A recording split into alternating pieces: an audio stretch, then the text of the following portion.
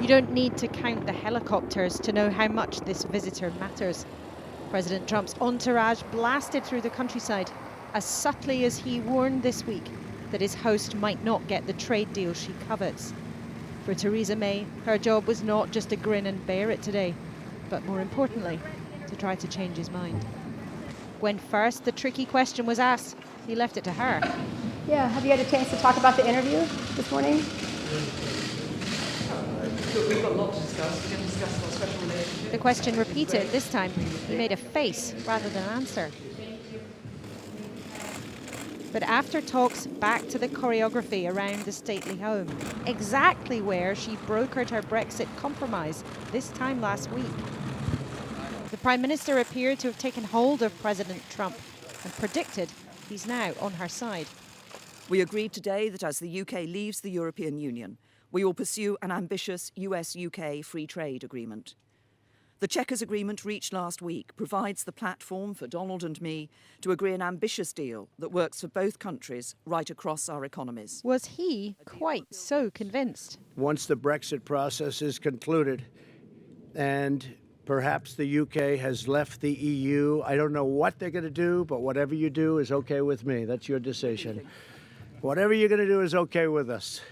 Just make sure we can trade together. That's all that matters. Mr. President, you seem rather to have changed your tune from what you said earlier this week when you said that on the current Brexit plan, that would probably kill the possibility of a trade deal with the UK.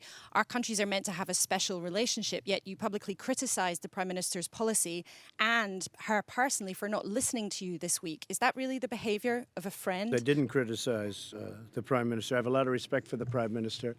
And unfortunately, there was a story that was done which was, generally fine, but it didn't put in what I said about the Prime Minister, and I said tremendous things. To be accurate, it did. She's going to make a decision as to what she's going to do. The only thing I ask of Theresa is that we make sure we can trade, that we don't have any restrictions. I read reports where that won't be possible, but I believe after speaking with the Prime Minister's people and representatives and trade experts, it will absolutely be possible. And Prime Minister, isn't the problem for you that some of the things Mr. Trump has said about your Brexit plan are right?